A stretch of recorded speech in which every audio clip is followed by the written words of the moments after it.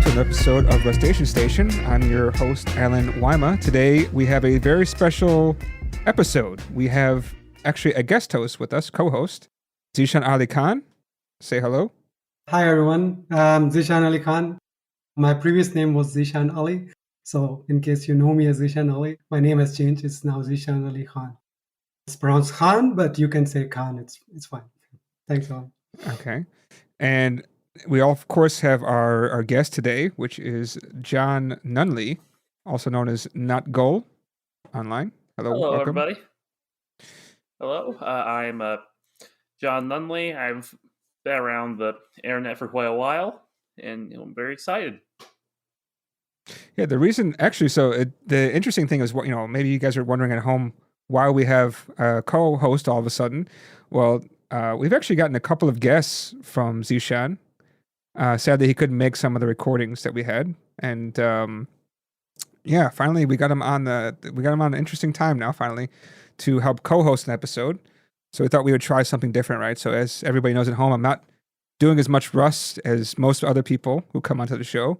And Zishan obviously is doing more. So we thought it'd be interesting to hear from somebody who's more beginner and then somebody who's more expert, more advanced at least, to kind of ask some more interesting questions for everybody out there. So let us know how you feel about this episode.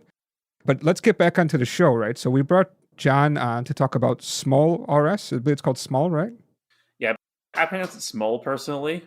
Yeah, it should be, right, the smol async runtime. Yeah, smol. So I think the big question is, why another async runtime? Or has this actually been out longer than, say, some of the other ones? I believe that, and I'm not as familiar with the history here, so please correct me if I'm missing something, Zishan, but smol, it came out around 2020, I think Tokio came out around, and you're going to have to, I'm not confident here, but I think 2017. So it was definitely a response to Tokio, I believe, because Tokio, it's a lot less, I'm not going to pronounce this right probably, compartmentalized. Tokio is this one big blob of Rust, this one big async runtime. And smol kind of aims to break it down into a bunch of smaller packages. Like Tokio, I think they used to do this, but they don't anymore. They used to have this pull evented struct that you could use to register something in the runtime with, but they don't anymore. They have a couple of workarounds now, but I think they only work on Unix. But on the other hand, with smol, you can just take any type that you have and register it directly into runtime with async IO. And I think there's also a handful of other benefits to smol. For instance, I think it's a lot more simply put together than Tokio. I think that's a big boon because it means it's a lot easier to understand how the runtime works. Just to add to that, this is very much true as far as I know. But Tokyo, I think at least recently, have put a lot of their API behind features, so they're feature gated them. So nowadays you can use parts of Tokyo. I pronounce it as Tokyo. I don't know which one is the correct one, but that's how I pronounce it. So yeah, they have also compartmentalized it very nicely now. But it's just a different approach. Like you use the same crate, but you just select different features instead of choosing different crates. Yeah, I guess there are some advantages and disadvantages to both approaches. Yeah, I agree. Personally, I like the different crates approach better because it means that there are a lot more clearly defined boundaries between everything. Yeah, I think me it too. makes things, a lot more sanitary, in my personal opinion. Obviously, there's going to be a lot of debate around that. Yeah, of course. There's always a debate around everything. Every approach you take is going to be debated no matter what. And another thing was about the history. So it's, from what I understand, it's smol RS was like sort of a part of async stud or async std, how to pronounce it. And that crate like really heavily used it. So for different, and still does. There are some things that they forked, I think, like async task is not like, they're not using async task anymore, but they have forked it and they have like their own implementation a bit separate now. I think other things as well. But mostly they do rely as much as possible on smol RS crates, except for smol itself, because they're themselves the runtime. Smol's just basically one big mega crate that imports everything. Yeah. I think they use the async IO reactor. They also use the executor, which is how all the tasks are coordinated in a neat little line. Yeah. Well, I, several I neat. yeah. I'm sorry. I So go on. sorry, I interrupted you. Unless, of course, you're multi-threading, in which case it's several slightly chaotic little lines. Right. I think I was just saying that maybe we should go back to introduction a bit, like start from beginning, get to know John a bit better first, and then we go back to small RS and Rust and everything. How do you feel about that, Alan? Yeah, definitely. We always start from kind of the beginning. I kind of even like to start from like how you got into programming because it helps us to understand where you come from, and it kind of also kind of shows how you got into this. But in the answer you gave to me in the sheet, the question sheet I gave to you, I couldn't quite understand 9 years old programming video games to now small RS. To me, they don't make a lot of sense. But I'll let you handle that part. Yeah, basically, I like video games, as most 8-year-olds do. So I Google searched how you make video games, and that's how I found a QBasic tutorial. And I wound up just creating like this little terminal game where it's like game in very big air quotes there, where you just like input like a bunch of questions and it built like a funny little story out of it. I invited one of my friends over. We got like a kick out of it at like age 10. And eventually I started, branching out from just trying to make games. Started learning C++, and I tried making a game in that. And after hitting my head on that wall several times and failing, I decided, okay, I'm not going to do that. Instead, going to make a small component of a game. It was going to be the input manipulator. And then eventually that turned out to be pretty hard. So I said to myself, okay, let's work on the inner GUI bits. And then the GUI bits, well, I actually made some good progress on that. In that progress, I started using smol because, that a lot of stuff in GUI is actually a networking protocol if you look at it in the right way. That's really how I came upon async runtime programming in the first place. It's pretty much my programmer story there. Went from games to GUI to async, and I'm still pretty involved in the GUI field. I'd like to say I do a lot of GUI contributions still, but definitely the lion's share of my contributions nowadays are async related.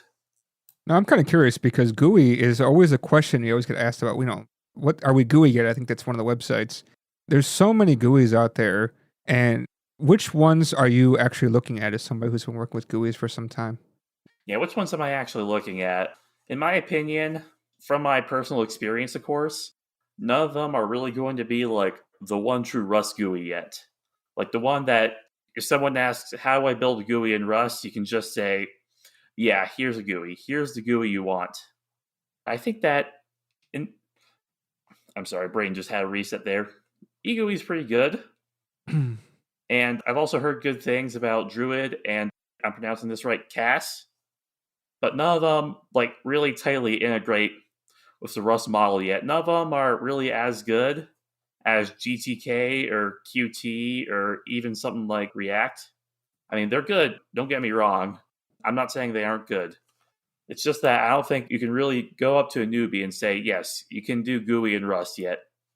And actually, I think that there's also this one project I remember reading called Async UI that represented widgets as futures that I thought was pretty cool. It was basically just a layer on top of GTK, but I think that's a pretty good model for GUI.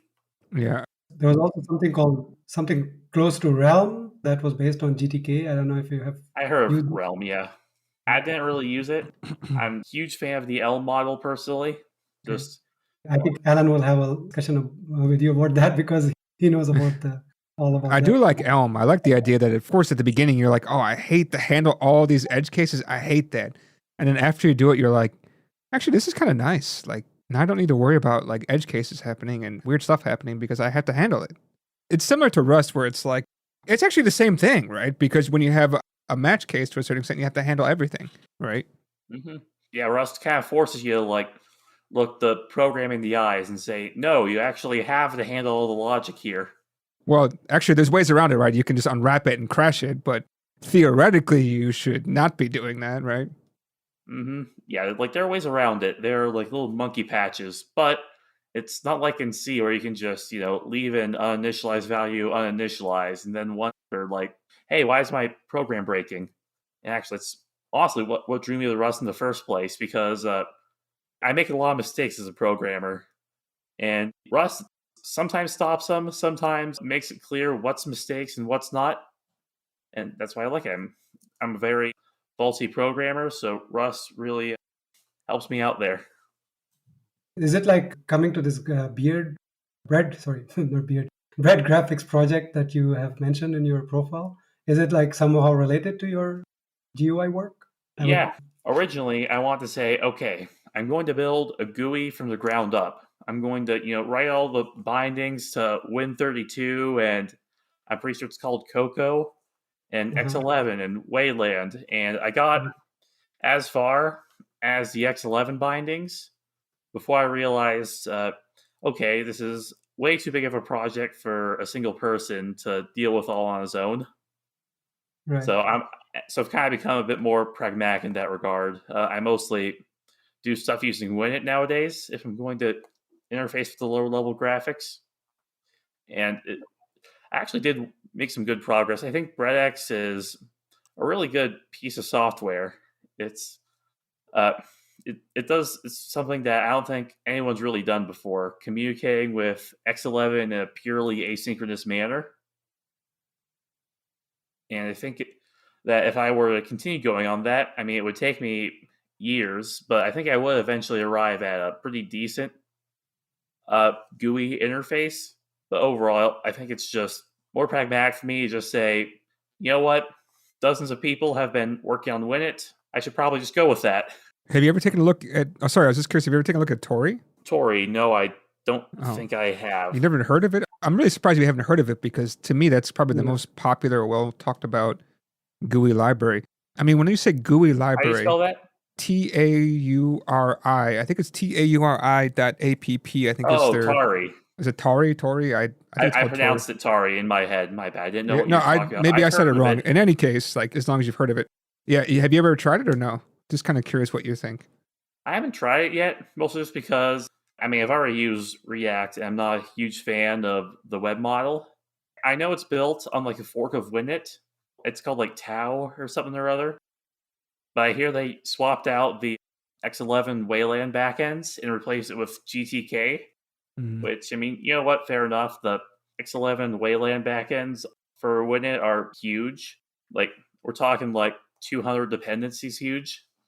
But honestly, I think that, I mean, GTK is a fine library. It's a bit complicated in my opinion, but I think that if Rust GUI is going to establish itself, it needs to be able to move away from GTK and friends of GTK. I think Iced is something that's supposed to be kind of getting away from GTK, right? And that's supposed to be in Pop OS, I think. If I'm saying yeah, it correctly. Pop OS. Yeah. No, I was just saying that, yeah, they're doing the ICE, the Pop OS people, but it's like, from what I understand, it's quite far from being like really production ready. The last I checked, it didn't even have accessibility or any of the very important features. That will take them some time to get right, I think. So it would be cool if they succeed, but we'll see. For now, I think it's one of the many GUI toolkits, right, for in Rust. Yeah, there's like, I'm pretty sure, I'm not sure if I'm pronouncing this right. Raf Levian, the Druid guy, he published a blog post about advice for the next dozen GUI frameworks in Rust. And yeah, it does feel like a dozen GUI frameworks in Rust come out every year. And I feel like a lot of them are still pretty far away from the Rusty model. I'm not really sure what the best GUI framework would look like there. I imagine that there was actually a blog post. What you're saying is like there was a blog post about it from one of the GUI developers. They talked about very difficult to write a good GUI framework in Rust. I didn't get to read it. It's been on my to-do for a long time, and then I forgot about it. But yeah, I think we can find out later after this. yeah, after. But yeah, if I can only remember which GUI framework folks mentioned that. Was it eGUI? I think it's Warp, right? The terminal. I just Googled it, and it looks like they have one in here. If you know, Warp the terminal. Yeah, I've heard a lot about. That's the only one I see. Yeah. We're kind of drifting far from the topic, I think, though. But yeah. Sorry, I was just kind of curious about your opinion since you're working around with GUIs quite a lot. Like we said, there's so many. Yeah, so many. It's still definitely like a question mark as to what direction Rust will take on that. And just actually a bit of a money shot. I think that the future of async and the future of GUI and Rust are pretty heavily intertwined here. So I think that, and I actually know that there have been a few GUI projects that have actually been adopting small components. Like there's an open PR on Alacrity, the terminal, to migrate from MIO to polling, which is underlying reactor that async IO and smol use. I don't touch Alacrity because they don't have tab support and they don't want to add it. That's why I'm very angry about when you bring up Alacrity. I just get all upset because they don't have the tab support. I guess there's a way that you can add it, but still, I'm too lazy to do that myself. I have to run it in Tmux, so yeah, that's another workaround I'm thinking about doing. I'm actually using Warp as my daily driver. Oh, nice. I just use Alacrity because it's based on Winit, so it's kind of like a form of dog food. And I think mostly written in Rust too, I believe, right? Alacrity. Yeah, I think it's almost entirely written in Rust. I mean, except for low-level GUI libraries. If anyone suggests to rewrite those in Rust, that's going to be like a multi-year project. You just mentioned async IO, so I remember something I wanted to ask you about. So, as you know, I have been one of the maintainers of smol RS, but I never really got into many of the crates, especially the low-level ones like async IO, and got to know how exactly everything works. Like I know overall, but not the details.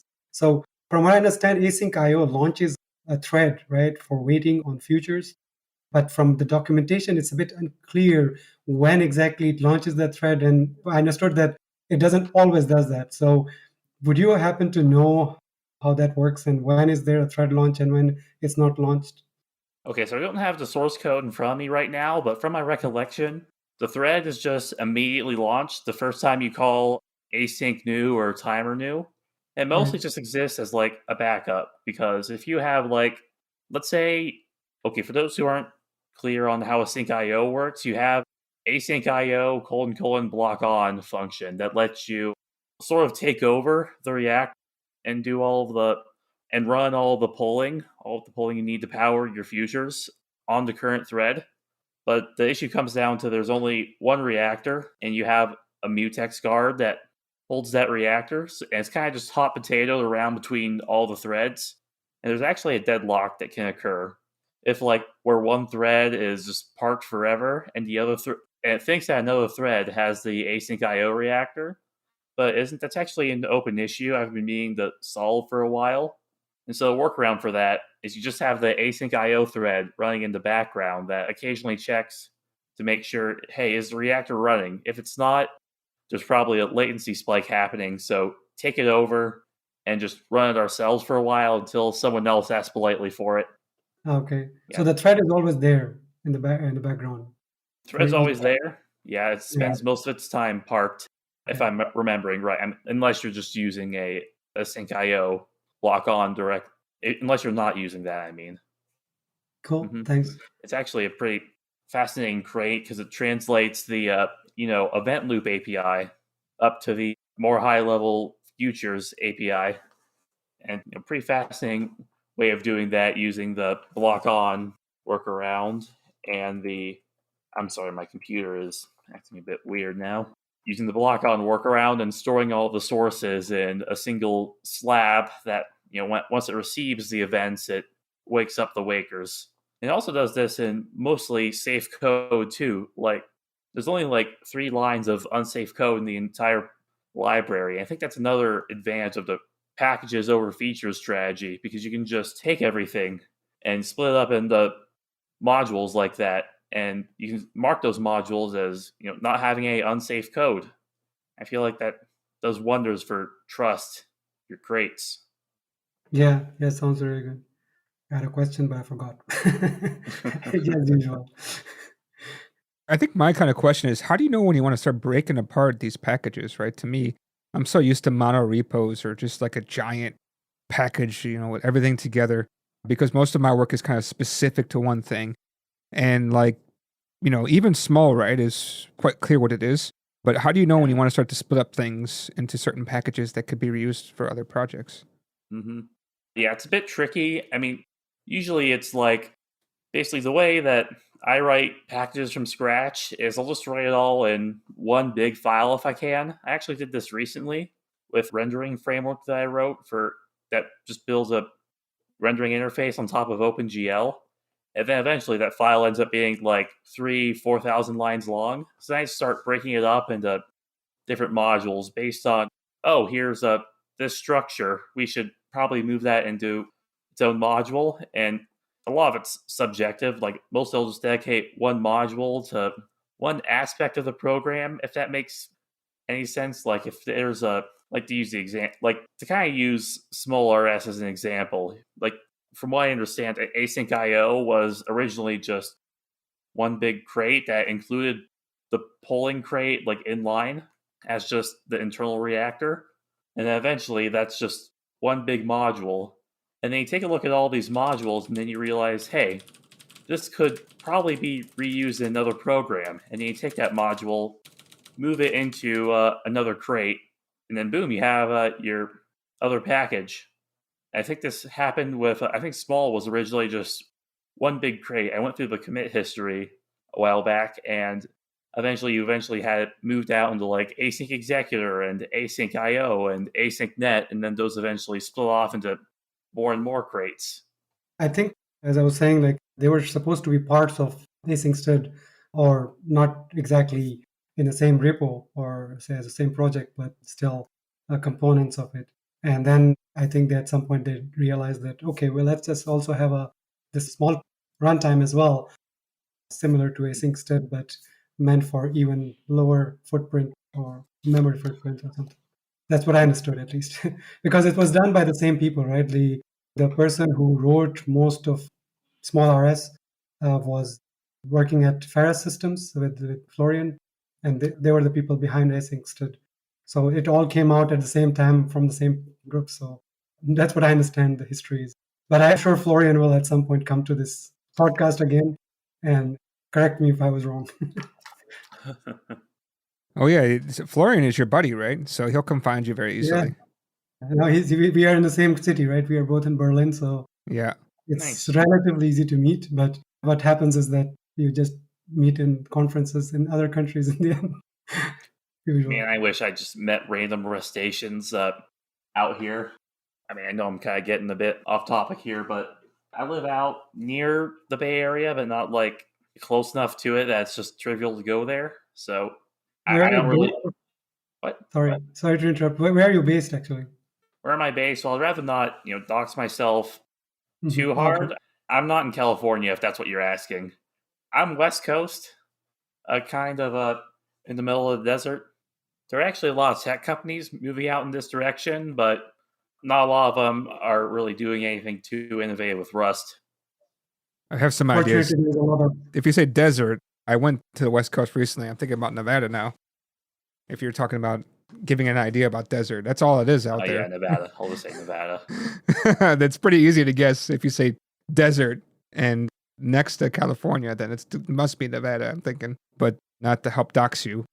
No, it is interesting. Like, yeah, there's definitely a growing tech scene. When I'm saying coming out, I mean like leaving that California Bay Area, right? Because of what happened with COVID and everything else. Mm-hmm. Like, especially, I was surprised that SLC, so Salt Lake City, has actually got quite a big community coming in Utah.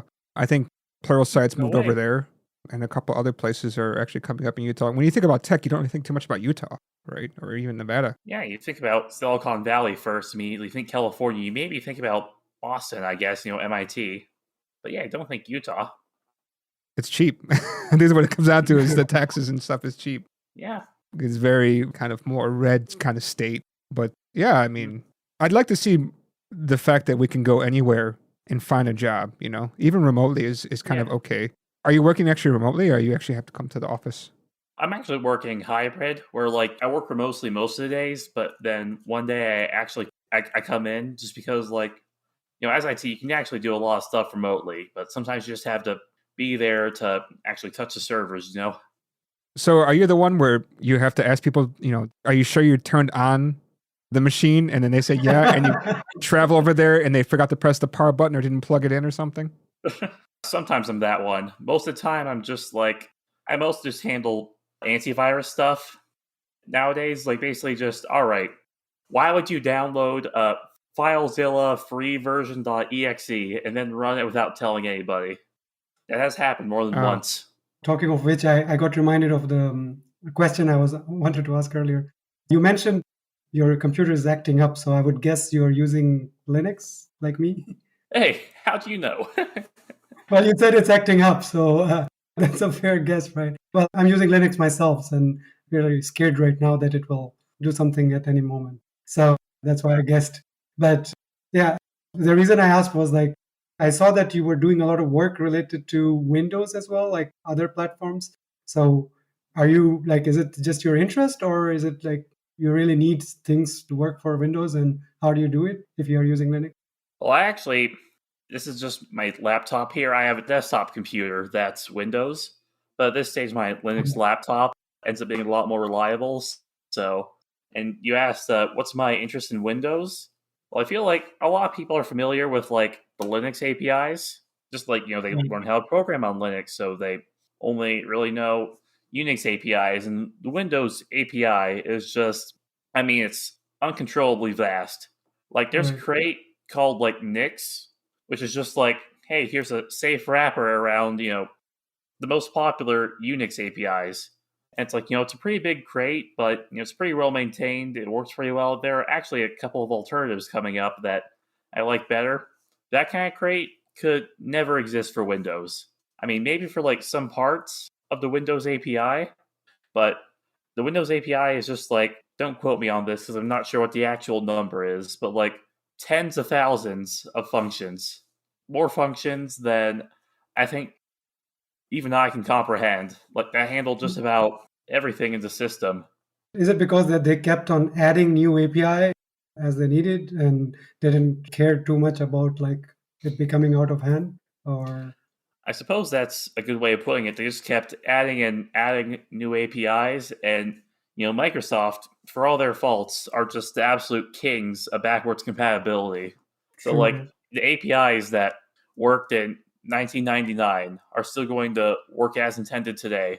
So you just end right? up with a lot of stuff that's bloated. You end up with like a lot of ways of doing the same thing, and only one of them is the good way. But if the good way only works on Windows 10, On the Linux, like on the kernel interface level, I think it's also true for Linux, right? And that's why they're super conservative about adding new syscalls or anything like that. But I guess the difference is that the Microsoft didn't care too much about that, and they were okay with adding more and more. when you have like infinite money to throw at any problem, I think that's what you end up with.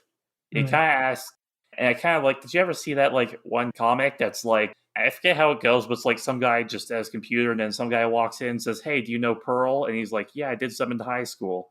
It's okay, we have a Perl expert." And then like later, it's just like slowly becoming like a Perl expert, and then some guy asks him, "Hey, how'd you become a Perl expert?" And he says, "I don't know, it just kind of happened." Well, this Right. kind of happened. A lot of projects just don't have anyone who really knows the Windows API that well. Mm. So I ended up doing a lot of reading of the Windows API.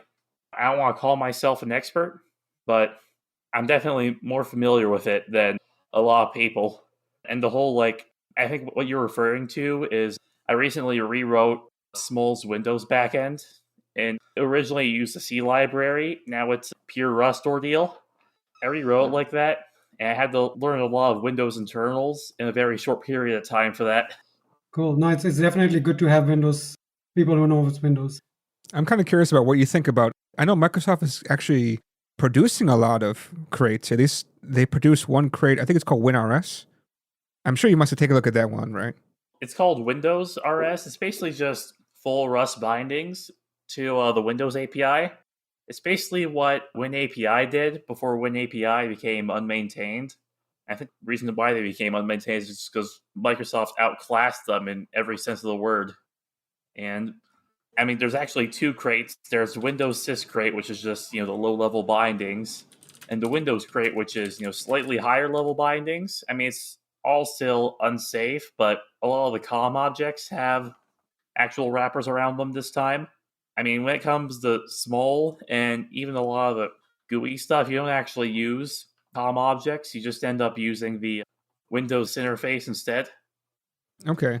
Yeah, I just know that they were really pushing into it, and I saw the crate, and there was something I was making for Windows, and I was looking at it because I wanted to be able to use it in Rust instead of something else. That's why I was curious about Yeah. it.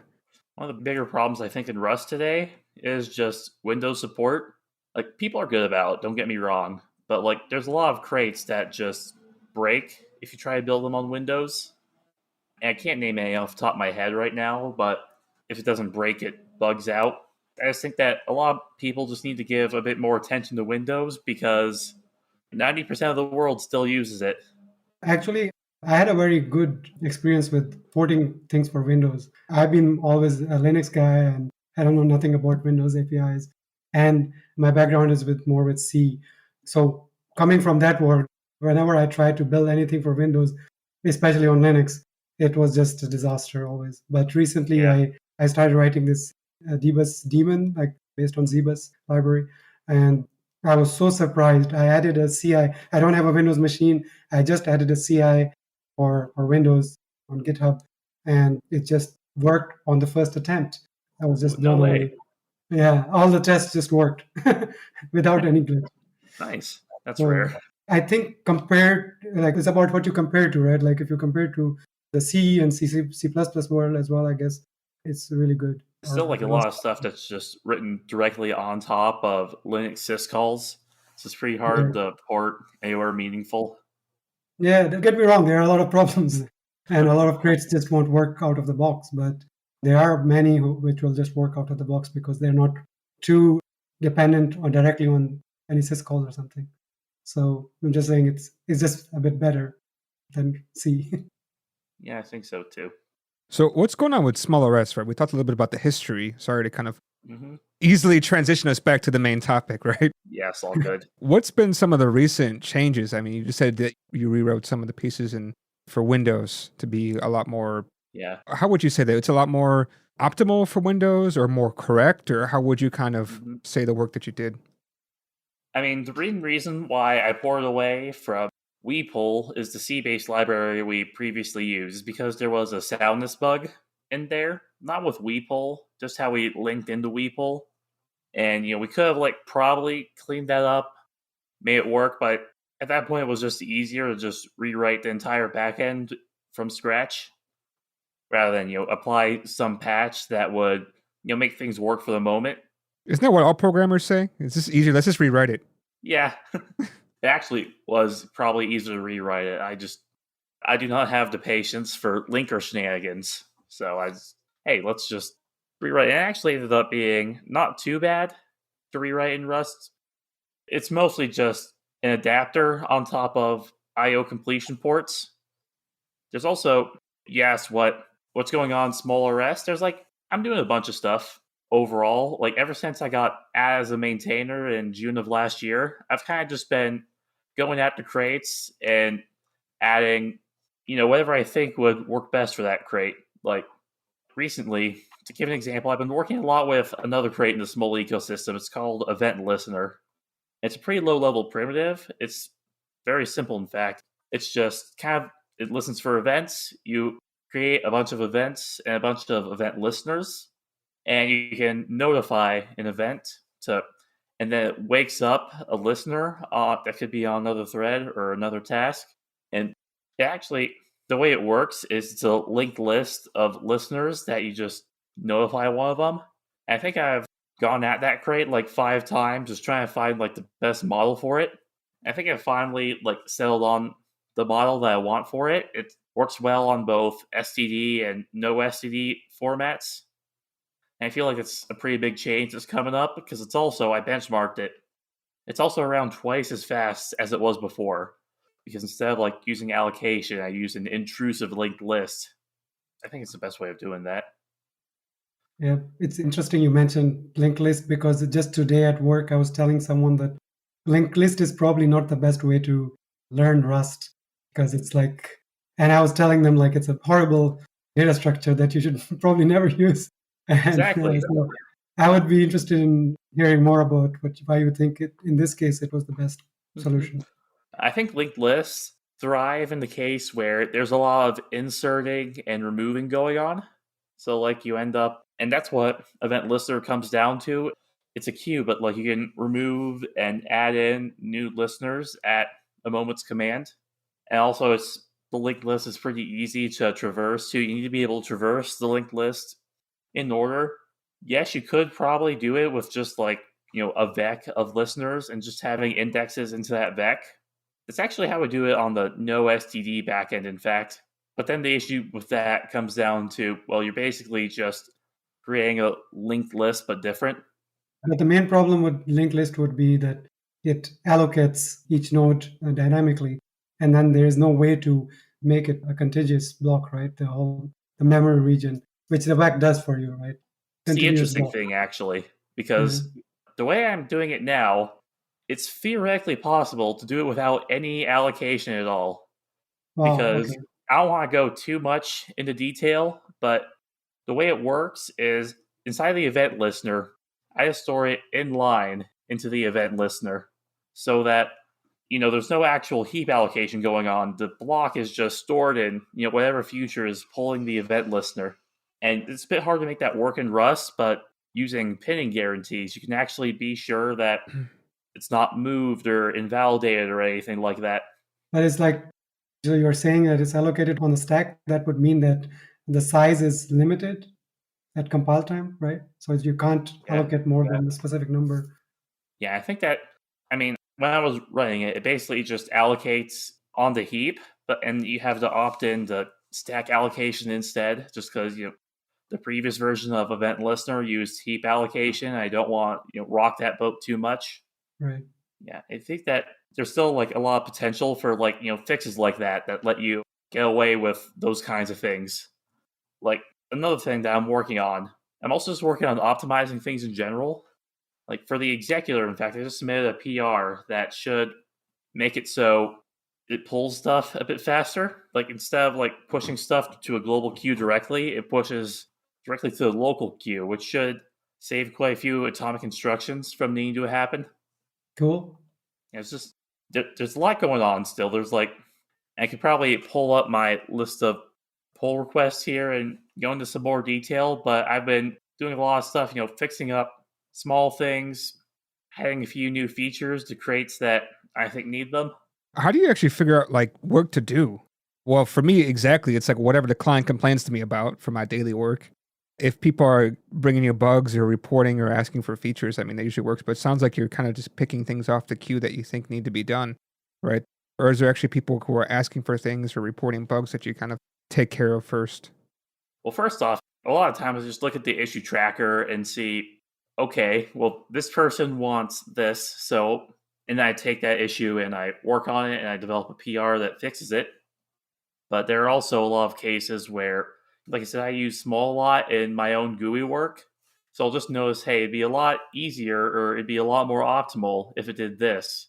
Just, noticing that from doing GUI work. And then I just figure out, okay, how would it be more optimal? And a lot of times I just realize, oh, wait, that's why it was written like that. Then I end up not doing it anymore. But sometimes I figure out, hey, this could genuinely actually happen. And then I put it together and submit the PR. And yeah, I guess the answer to that question is a combination of listening to what the client complains about and just, actually dog fooding it and saying, okay, here's what we could do better. I find it interesting that you start to work on it and you're like, oh, now I know why it's like this. You wouldn't write a code comment to kind of stop this in the future? I try to get into the habit of doing that just for that kind of reason. Because sometimes it's like you write it really goofy way and you come back, you're like, yeah, what was I thinking? And then like later you get right on that road, like you said, and you're like, oh yeah, that's why. Yeah, you arrive at that exact same conclusion. I try to leave comments like that or otherwise like add some kind of signal there. Like here's a recent thing I did is, so basically the way the async runtime works is it has like a queue of timer operations. And then eventually all those timer operations are collected and pushed into one big list of timers. And so I thought that, wouldn't it just be better just push directly to that list? So I wrote like a PR and I wrote some benchmarks for timers that tested if it was actually faster. And it turned out to be a lot slower. Turns out that queue existed for a reason. So I just kind of left like PR where I add the benchmarks and just said, yeah, the queue's there for a reason. Got it. Is there like, when you take on these features, there must be some of these features where it kind of fundamentally change some rather large parts of smol, right? So for that one, you need to really consider, is it really worth it to change, number one? Number two, if you do change it, that's not going to be a minor release. It could be really a major release, and then you'd have That could be kind of breaking. working on another PR for a long time, and then kind of merging the two together, right? Yeah, definitely a bit of a balance between do I want to completely overhaul this, but it's also quite a bit of a headache to do a breaking release. So I think that it's a lot easier to do for like the more internal components that aren't exposed in smol directly. Like for instance, recently we did a breaking release on a crate that we maintain called Concurrent Queue, which is a fully atomic concurrent queue. We got to run on no STD platforms, but this is the way Rust works. It's a breaking change because we imported some traits from STD to do it with. There's definitely a bit of a balance there. Usually, if possible, I will avoid doing a breaking release. Like recently, I had like the ability to do level triggered polling to the polling crate, and rather than adding a new method to the rather than changing the method to accept the new polling mode enum that I created, I actually just added a new method that accepted the polling mode and set up the old method so that it just did the new method, but with the one-shot polling mode, which is what the polling crate does before. I'm saying polling so much, it's starting to not sound like a word to me. Well, you have to, right? Like polling is the most important thing in and Yeah, is polling. small RS and all that. Yeah, polling. Talking of polling, like one of the questions I think Alan wanted to ask, and I also about integration with other runtimes. Like I think our listeners would be very interested to about that. Like how does it integrate, and can it work with Tokio? Can it not work with Tokio? And why does it not work, and all that? Yeah, and it's definitely a big thing because, like, if you want to adopt a smol as a crate and you're already using Tokio, you have to do it gradually, right? You can't just write one big PR to do it all in one shot, unless you're me, of course. And smol actually plays really well with Tokio, and I think that's due to several reasons. First off, like you said, there's an async IO thread that acts as a fallback if no threads are currently polling the async IO. So you can start using async primitives in your Tokio program from smol, and it changes nothing. You don't need to set up any new architecture for it. You just plug it in, and it starts working. And I think that's pretty important when it comes down to that. Right. That kind of So basically, like when you have like futures based on small RS API, you can just get it consumed by Tokio. But I think isn't it so that the other way around is not quite true, that you cannot have like Tokyo's IO API based futures. You cannot just consume them in small or any other crate, right? I mean, yeah. One of the big parts of smol that I really appreciate. This is another Mhm. big benefit. There's no real reliance on any kind of global state. You can just plug it into any kind of program and it works. Tokio, you need to have a runtime running, and you need to set that up manually, and that's a big chunk of global state that you need to consider and deal with. So if it doesn't really work the other way around. You need to have a Tokio runtime just to be able to pull Tokio futures. And I understand there are some pros and cons to those approaches, but personally, it's going the screensaver mode. And yeah, I think smol is definitely the more friendly one in this relationship. I'm not just saying that because I maintain it, but they definitely do play well together if you're introducing smol into a Tokio program. And if you're introducing Tokio into a smol program, like let's say you want to use the request crate or something like that, there's an async compat crate that does the compatibility side of the equation pretty well. Actually, have used that? Because I know of it, but I've never used it, so I don't know if it's good. Usually I just end up working around it. Like I said, with request, you can use Hyper to make all the requests. And Hyper, it's tied pretty inexorably to Tokio, but kind of just, if you know how to use it right, it kind of rolls its eyes, rolls over and says, fine, you can use another runtime, I guess. So that's how I usually work around it. And I think there needs to be more runtime independent HTTP crates, but HTTP isn't really my domain, so I can't really say anything more about that. Sorry to hijack the conversation a bit, but I think the listeners would want to hear about like how this all works, right? So I had the same problem with like in ZBus, because ZBus was from the beginning designed to be around small RS and maybe async std, but in the end it wasn't async std, only we use small RS. Yeah, I think they use like the Traits. same async reactors, so I think it's basically just if you use small, it should already just fit right in with async steed. Well, sort of, but we did have some problems with Tokyo, right? Like because if we want to run a task and do some I/O in that task internally in the library, then it's not so easy. You have to have like direct integration with Tokyo, and that was, as you said, like Tokyo doesn't play nice and small does, so that was a bit of a challenge, and I had to do multiple releases to get it right.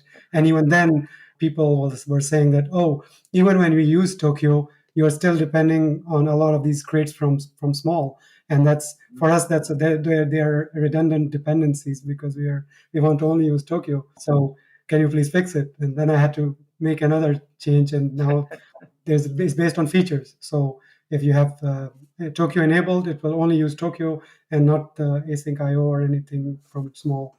Well, except for async broadcast, right? Because Tokyo has a broadcast API, but it's not at all what you want most of the time, because Oh, I see. if the receiver, any of the receiver is slow, then it will just drop the packets, the messages, right? Ah, And there's no, as far as I know, there's still no way to disable that feature, or they would call it feature, right? And in async broadcast, you can have either way. You have an API to either enable dropping or just waiting. So you will just the sender will just wait for everyone to receive every message. So it's up to you. So in that regard, also like what you were saying earlier, that there are some advantages to small RS or Tokyo, and this is, I think, one of those. yeah. I think that's actually one of the reasons why small has been kind of growing in popularity among GUI crates.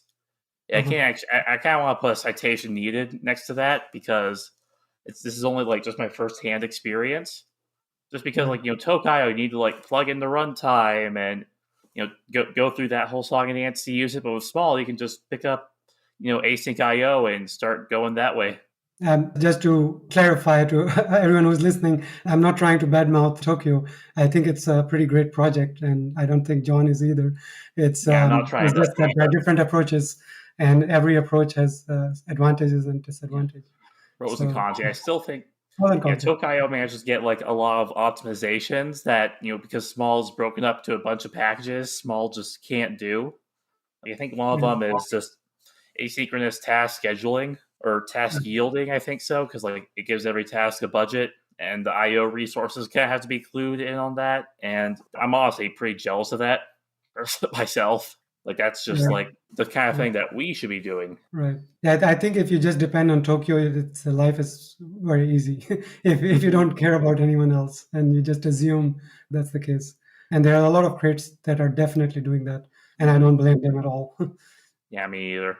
I maintain Bredex, which kind of tried to do the same runtime independent thing that ZBus is doing. It ends up being pretty hard because, this is plus a small because you can just, for Bredex, you have a connection to a server, and you can just wrap that entire thing in an async, and there's some finagling involved, but it works pretty much almost out of the box.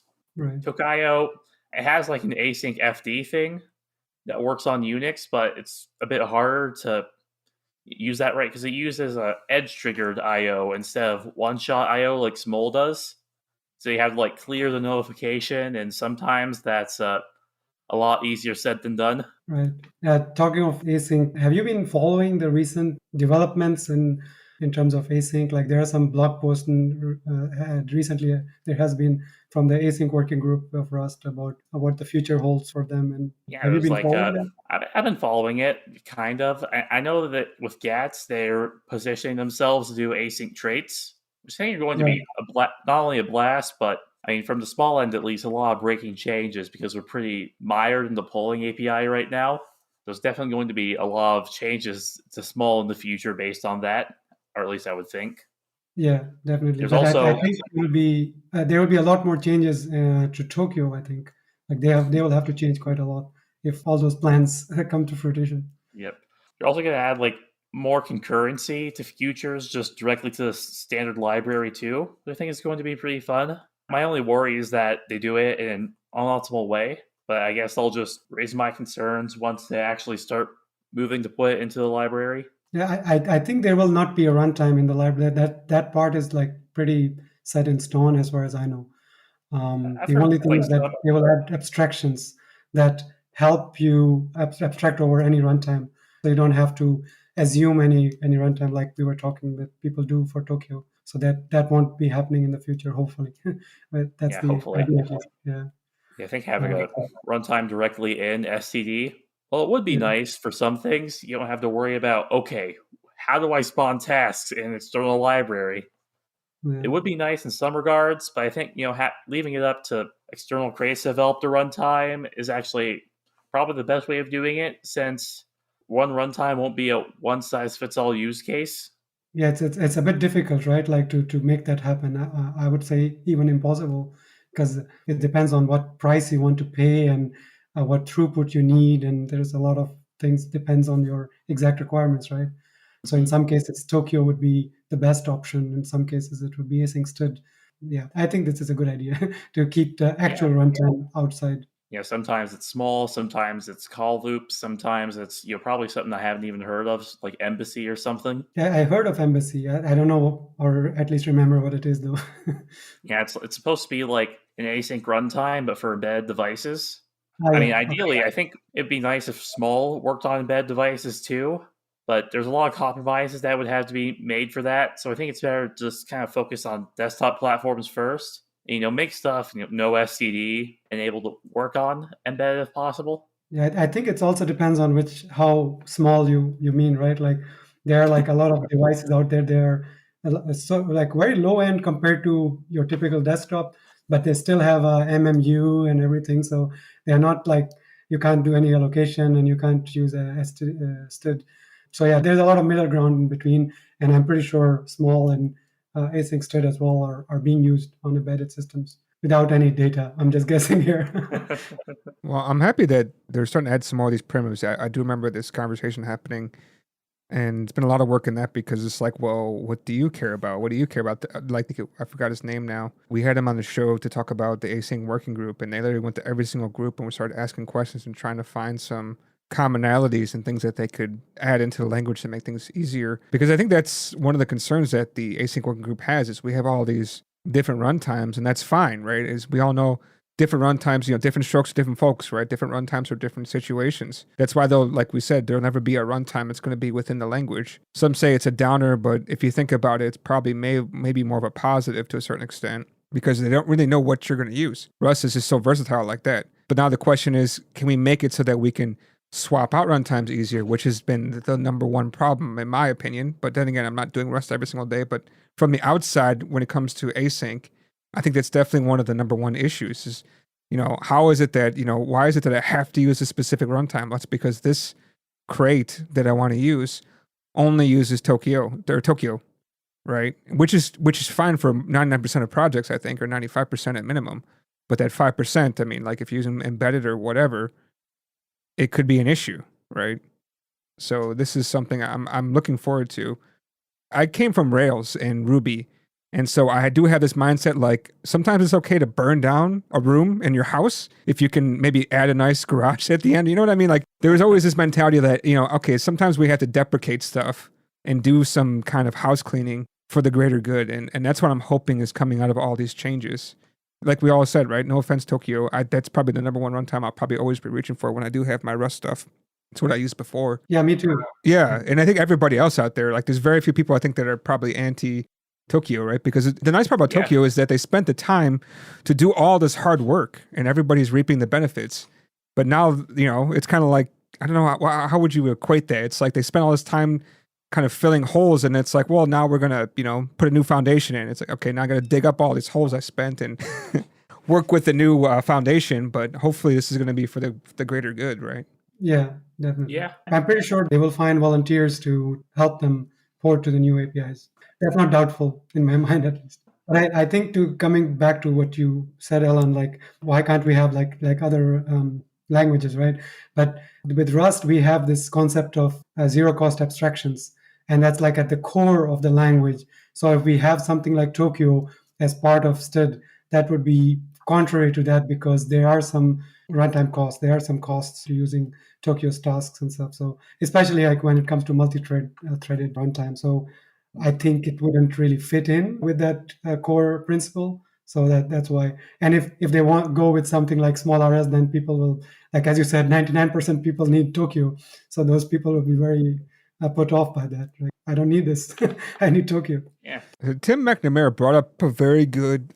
This actually was, I think, in This Week in Rust many months ago, which I thought is interesting. If we can have, of course, this can never be official, right? If there could be some kind of community unofficial guide saying, okay, you're a beginner to Rust. This guide, caveat, it will not work for everybody's situation. But if you're just doing, standard kind of starting out, here's what you want to do. If you want to use runtime crate, reach for this one. If you want to do, framework, whatever, these ones are okay. Like, let's say web framework, there's so many good ones. We could just say these ones are theirs.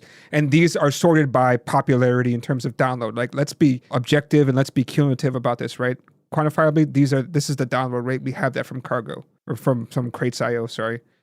Like something like that. And then there was something else about hash maps, I think, and something else is very similar. I forgot what it was. But if we could have a guide like that, I think that would be really good. Yeah, I think it's hash maps and something else.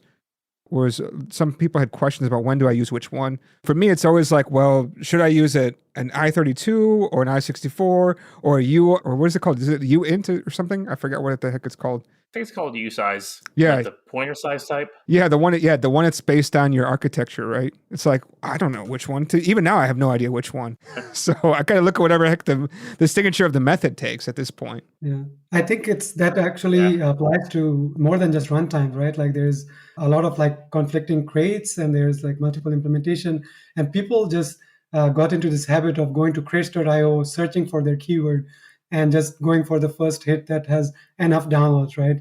Mm-hmm. And they don't really see that what are the other alternatives, especially if it's just going to be a small part of their program, and there could be even like licensing issues and stuff. So it would be actually really good if crates.io was a bit curated and there was some sort of guidance in terms of like for each keyword. I have the same problem with going back to my project, right? With ZBus, like people just search for dbus, and what they find is the existing crate that was always there, the dbus RS, because it's the exact match and it has a lot of downloads, and they use it. And sometimes because it's based on a C library, right? And when they do it on Mac or Windows, it just doesn't work out of the box, or its porting is even harder. So then they want to go for something portable like ZBus, which is in Rust, so it's really portable. But the problem is they have written their code already. Then they're like, okay, how do I port this? And it's a bit of a problem.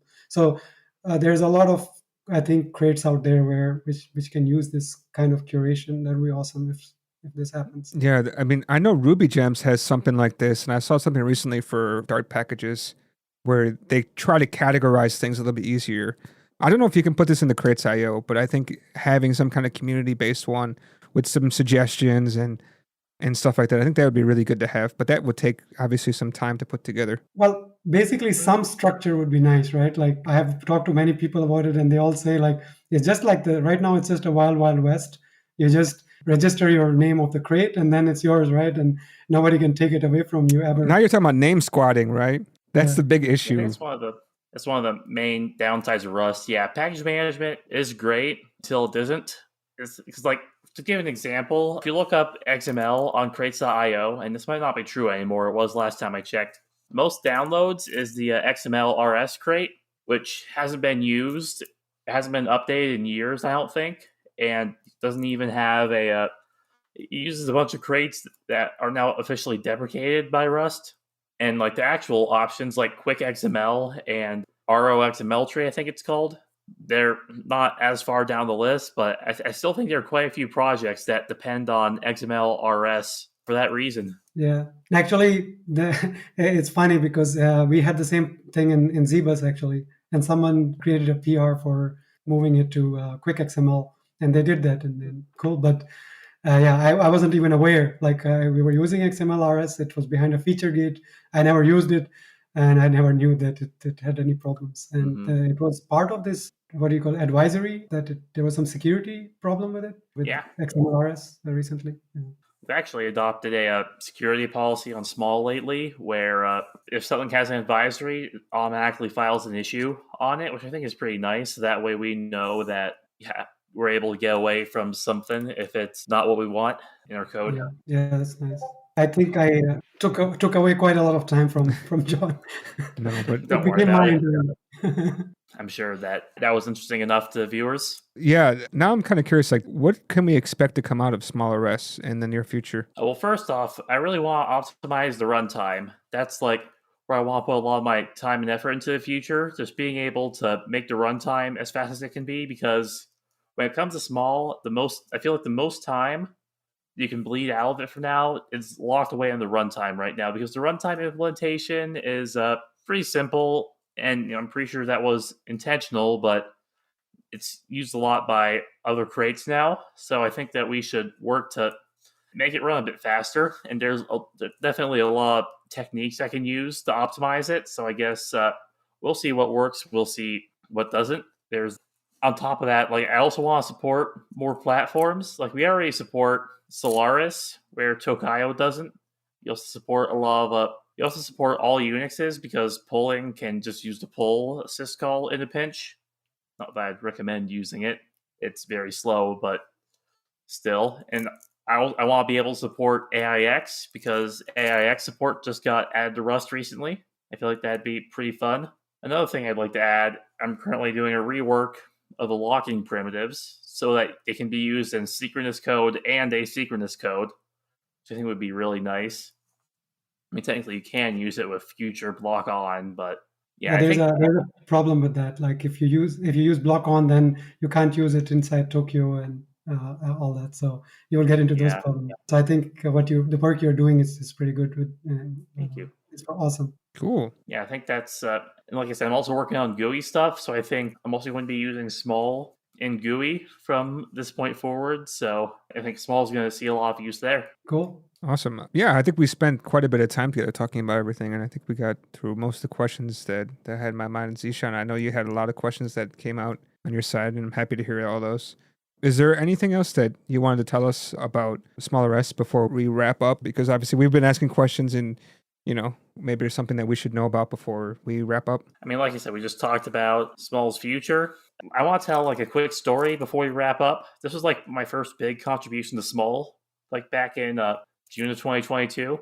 I was talking with some guy in like an issue tracker, because he was trying to like optimize the smol's task layout, because apparently it had to be computed at runtime instead of compile time. And I was like, shouldn't this be able to be done at compile time? He said, I don't know, but if you can do it, I challenge you to do it. And that just set me into overdrive there, because I immediately dropped everything and rewrote the layout system of the async task crate to have the layout computed at compile time. And remember, it just barely worked, because to do things at compile time, you need like specific const operations. And these operations aren't available in all versions of Rust, because you need to be able to support old versions of Rust. And smol's MSRV policy, I think it matches that of Debian stable, which is 1.48. And I remember after all of it was said and done, and I managed to get it done, the MSRV was 1.47. Barely worked. I just wanted to add that in. Oh, that's good. Yeah, sometimes when people challenge you, you kind of want to show them something, right? You like the challenge. Mm-hmm. Well, I know you got to get to work, so I want to be conscious of your time. I want to thank you for coming on to talk about smol. Hey, thank you for having me. I really appreciate it. And of course, taking Zishan for bringing for suggesting this episode and for taking the time to come on. And I guess you silenced all the workers near your home, because I haven't heard any construction sounds happening. No, I think they stopped working. They called it a weekend already. Yeah, it's a very European thing to be very relaxed about work. But maybe I have an American attitude about that, because that's what we hear. I said Europe is a little bit more relaxed when it comes to working styles. Well, they woke me up at 8 in the morning, so I think they should be done by now. I hope so. Cool. And with that, again, thank you guys for taking the time to coming on, and I'm glad we can find a common time with our we're on three upsides of the world, right? So you got me in Asia, Zishan in Germany, Europe, and we have obviously John in the US. So it's not easy for us Yeah, to find a common crazy. time. That's for Yeah, sure. it's like early morning over here for me. It's very early for you, right? Because I usually deal with somebody it would be about 11 a.m. in New York time. So I don't know what it is over there. Must be 4 hours behind that or something. Yeah, it's like almost 8 a.m. right now. Oh wow! Before you get your help desk calls, we'll definitely let you go. All right, thanks for having me again. Okay, thank you.